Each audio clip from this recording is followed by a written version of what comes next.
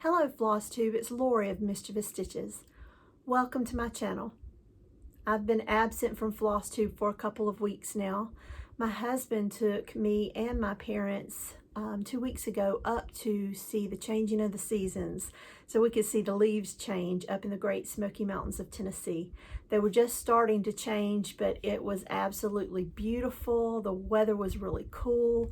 We had a great time, and I had the opportunity to do a little shopping at the Dixie Darling, which is a local shop there in Pigeon Forge, Tennessee. We were there for 2 nights and 3 days, a perfect weekend getaway, just to kind of clear the mind and just relax for a few days. And then this past weekend was my birthday weekend, and my husband took me to Myrtle Beach, South Carolina for the weekend. My middle child, my daughter Chelsea, and her husband was there as well, and we spent the weekend just pretty much enjoying each other's company. We had some great food. We did a lot of shopping. There's some outlet malls there, and just had a great time. And I don't have a lot to show you, so I didn't film those 2 weekends because there's not been a lot of cross stitch going on. I have really put a lot of focus on my Christmas Afghan, my Ripples of Joy Afghan that I have shared in the previous 2 videos, and I'm going to show you my progress on that and share with you the haul from Dixie Darling and a couple of things I got in from Jen's Stitching Niche that I ordered, as well as my progress on 12 days of samplers. Wouldn't that be great? 12 days of Christmas. So let's just jump right in. So while I was at the Dixie Darling, I picked up a Little House Needleworks pattern called, Heart of America. And this is a pattern that used to hang on the wall of my local stitch shop, and they didn't have the model there. They had a similar one because, you know, Diane Williams has a style, and you can pretty much pick out a Little House Needlework pattern in a shop even if you don't know it's her, just by her style. But I saw this one and I decided to get that and the fabric. I got a piece of 28 count Jobelan and beige to stitch this one up, and of course it's Americana.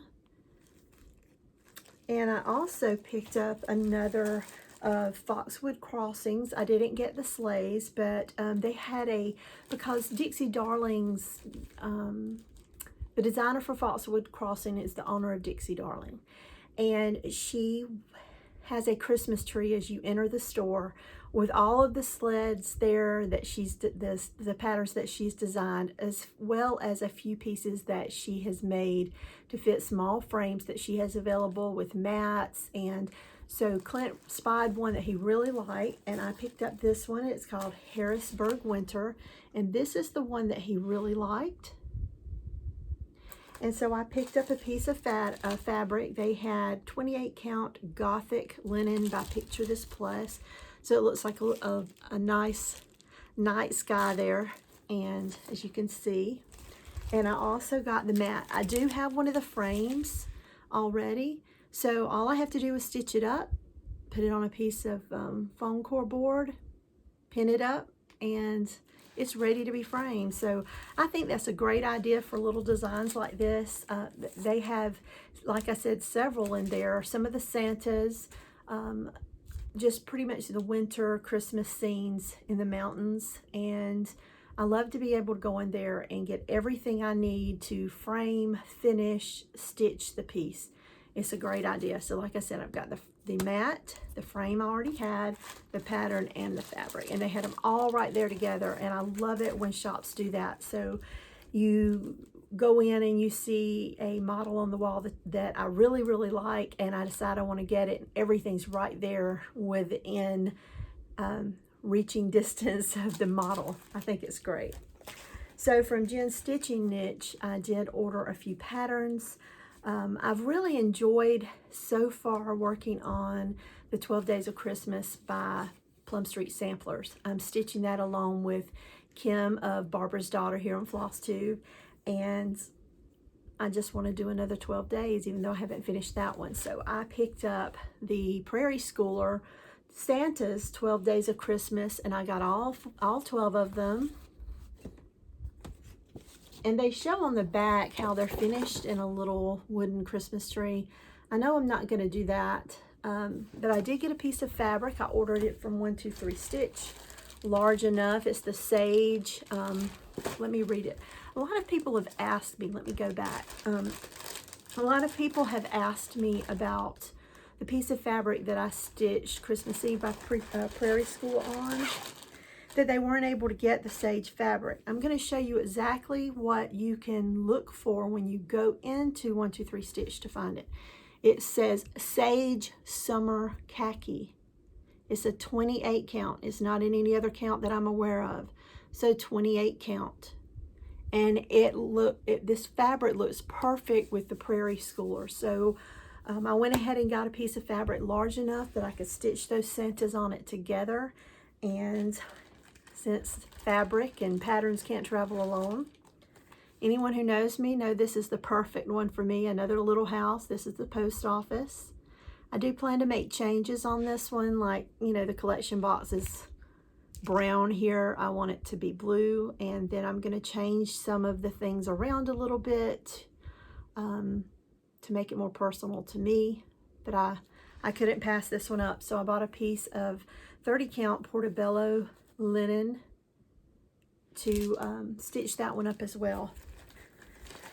It's fun to stash, but I just never know when I'm going to start these things. Anytime I get something in the mail, it's like I want to do it, and I want to do it right then, so I order it, and then it could labor away in my stash for years before I even start it. I'm sure none of you have that problem, right? So I have continued to work on my Afghan. I am really enjoying it. I have made some mistakes. It's a learning process because I'm learning something relatively new.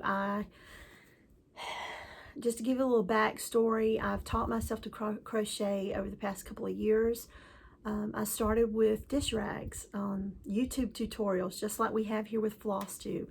Jumped out, found something that I felt that I could do, that I could find easy. I bought a couple of pattern books, but if you can't read the lingo, buying the pattern books doesn't help. So I found an online tutorial that would help me. Now I know more of the acronyms, so I know more of the lingo, and I went from that straight to a Afghan for my father who was going through chemo at the time, and I wanted him to have a blanket to keep him warm as he went through his treatments, and so that was my first one. And because it was one stitch basically repeated through the whole pattern and changing colors if you choose to, it was a challenge because it was my first one, but it wasn't as challenging as this Ripples of Joy has been, but a challenge in a good way. I'm up for a challenge. So I want to show you where I'm at. So the pattern has 5 repeated sections of 25 rows. So pretty much what that means is there's 25 different rows of different colors, sometimes different stitches, and that 25 row, I call it a repeat. Now, what the technical term is for a crochet, I really don't know, but that's just what I'm calling it. But those 25 rows are repeated 5 times within the pattern, and I have completed 4. And I ran out of, last night I was hoping to share with you all today a finish on it, but I ran out of the red color.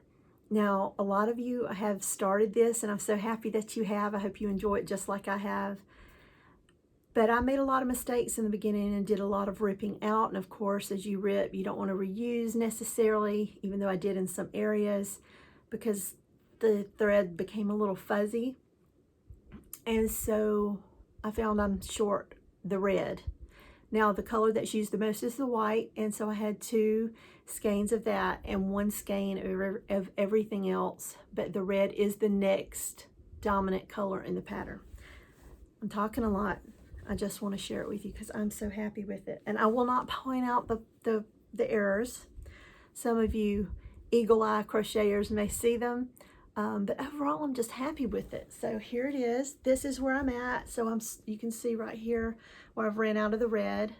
So I'm starting on the final repeat of those 25 rows, and this is it. I know you can't see the whole thing, but there's the bottom, so it has that, isn't it called chevron?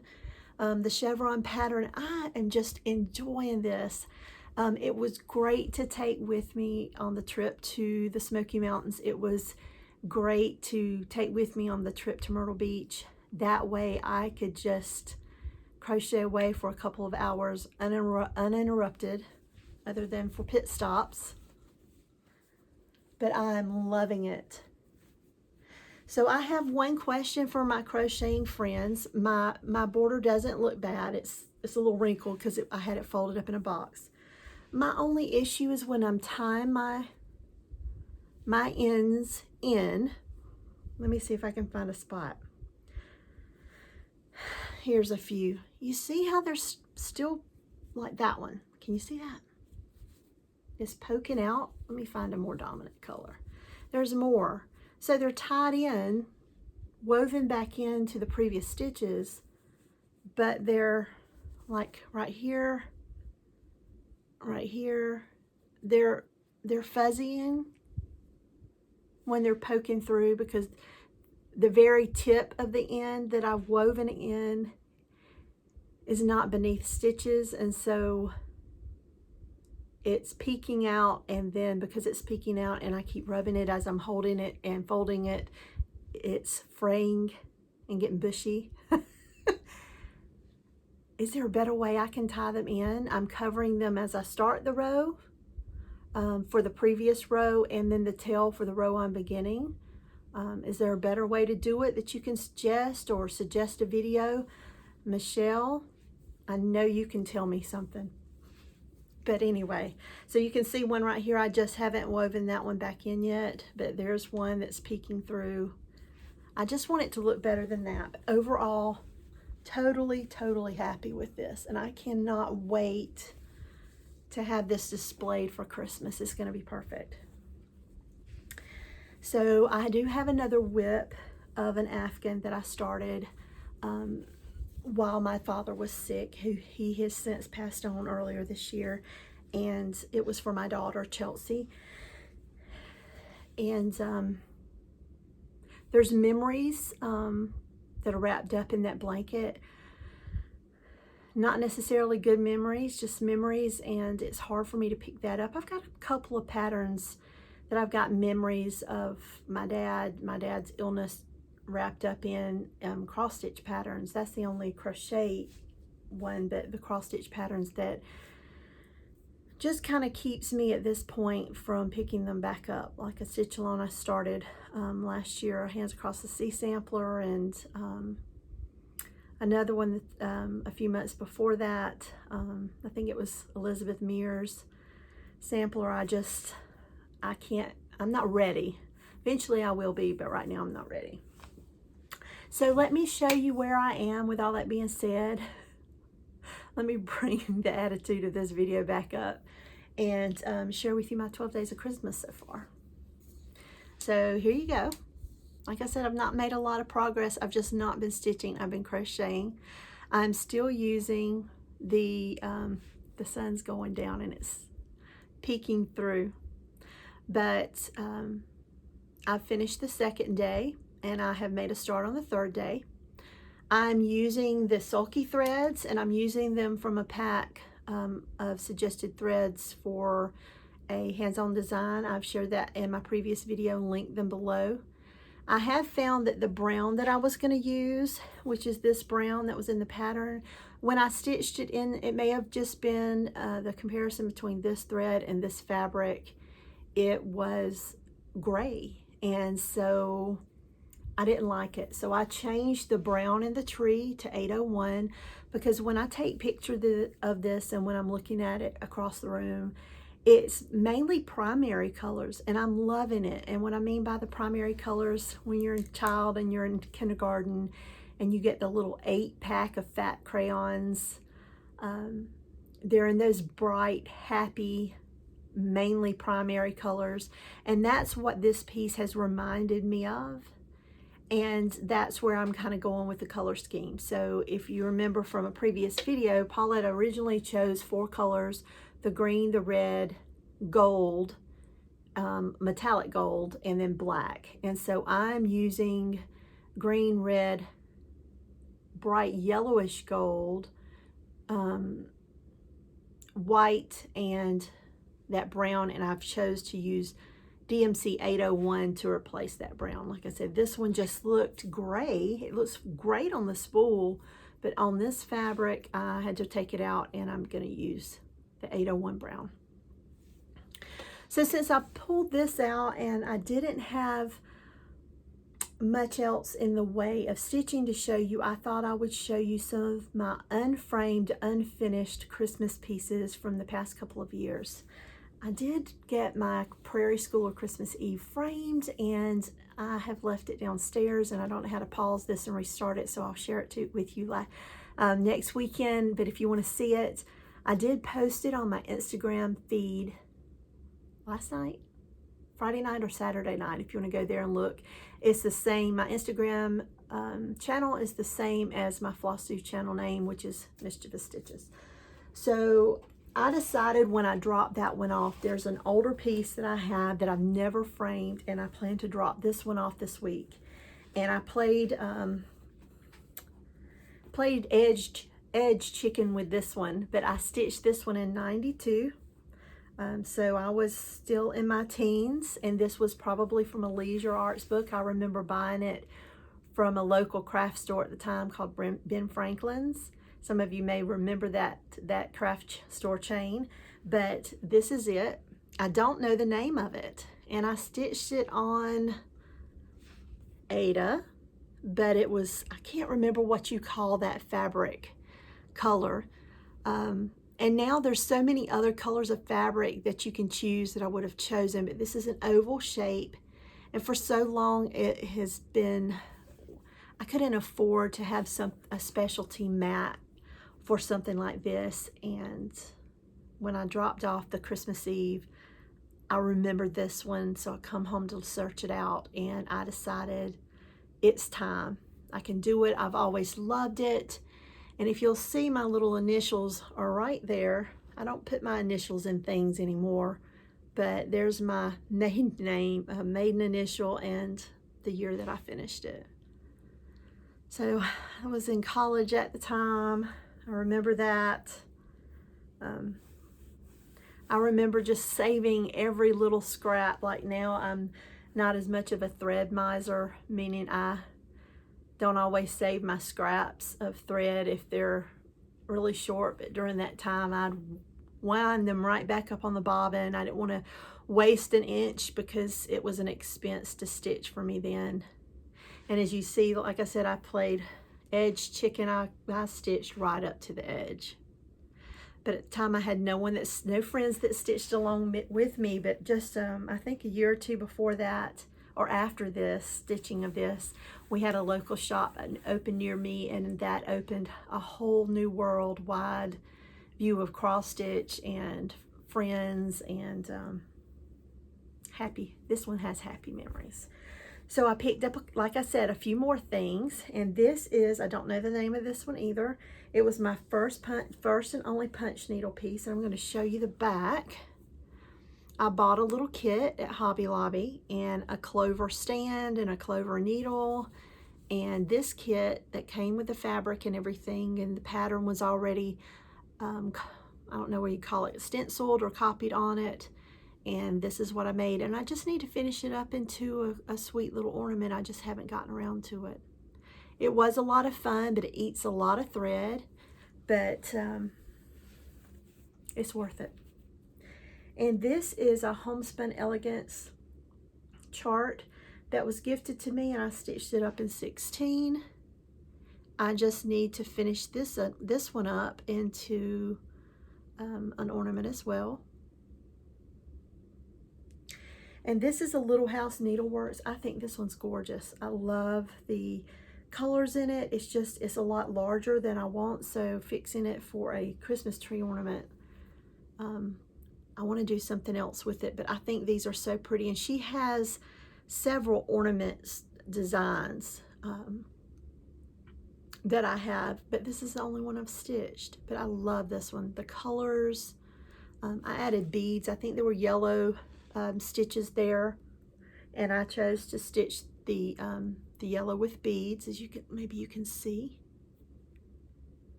And this is a Shakespeare's Peddler. I love the saying. It's from A Christmas Carol, of course.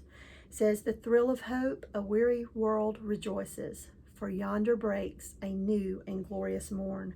And I stitched this one in 2015. This was my lunchtime stitch piece. It took me several months to stitch it, but I would only stitch on this on my lunch break. And the office I was in at the time had a library right next door. And so at lunch, I would go sit in the park right beside the library, and I would cross stitch when it wasn't too cold or raining. But this is a beautiful piece, and I do think this one is still available. And then this is a heartstring samplery. I've seen several people stitching this one, but this is one I bought with my friend Karen from Arizona and Natasha Stitcherella. We went to, Karen was here visiting from Arizona, and she and Natasha and I took off to a local stitch shop in Rock Hill, South Carolina, and we all picked up a piece, and we decided we were all going to stitch it over one, and I believe this is 40 count. Well, I wasn't going to stitch it over one, so I did stitch over one thread, but with the 10th stitch. So this is just the first leg of the cross, and you may recognize this one. So just to give you a perspective, that's how small that pattern is, but I love it.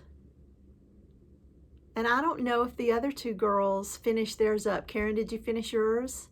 I know that Natasha started a different one, but hers was a different Paulette Stewart. And last time I remember her speaking about it, she hadn't finished it. She had made an error in stitching, and when she ripped it, you know, ripping over one is never fun, especially if you have to get your scissors out. And I think she had made a little accident snipping a thread. Not just the thread, but the linen thread. Now this is an imaginating design. This one I've stitched, I think I've got the year here, and I can't even read it. Isn't that something? Let me see. 2010.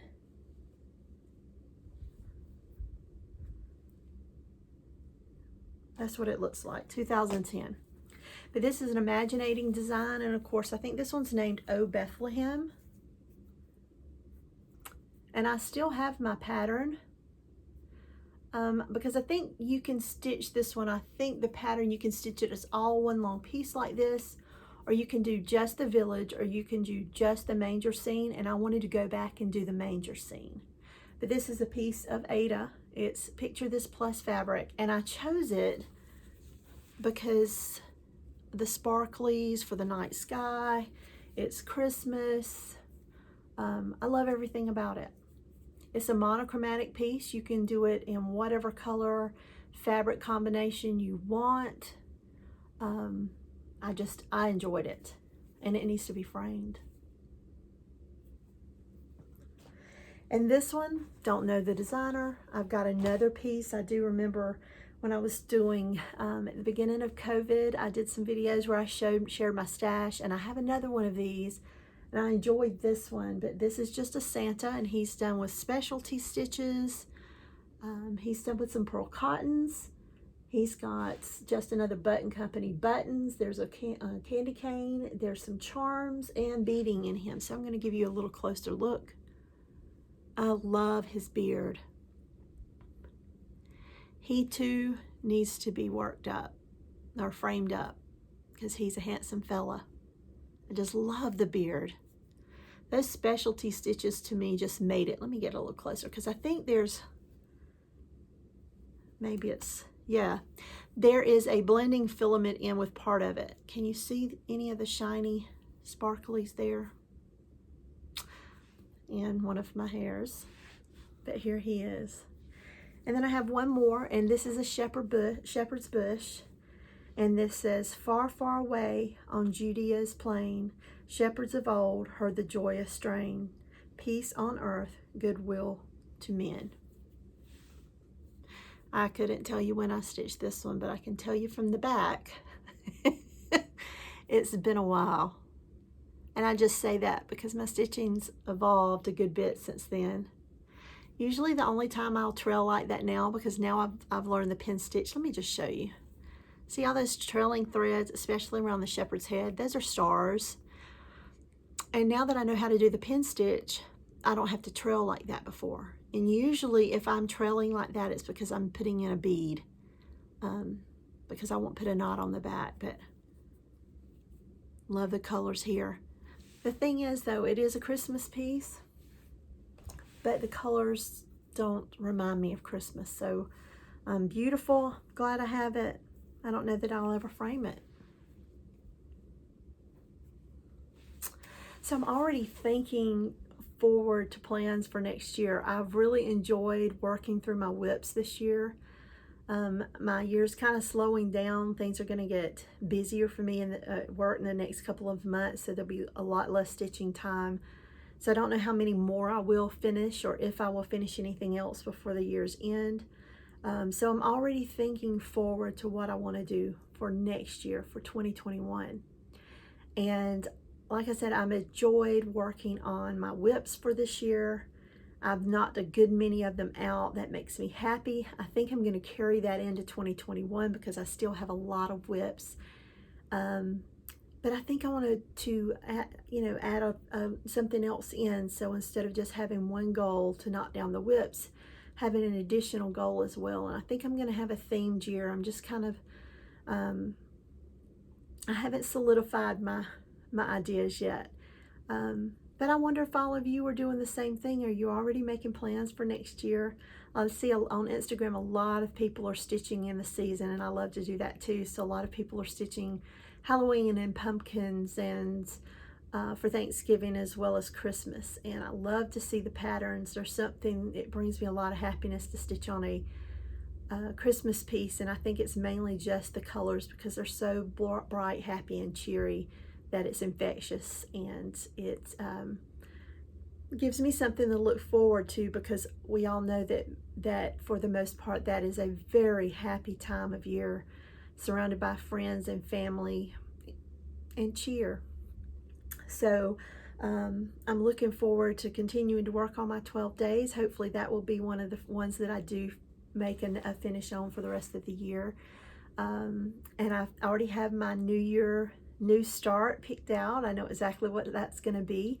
I can't wait to share that with all of you too. But I hope everyone's having a really great week. Those of you here in the U.S. are enjoying those cooler temperatures, enjoying the fall weather, the changing of the season, and have a great week. I hope you just enjoy it and you fill it with stitches. Until next week, bye-bye.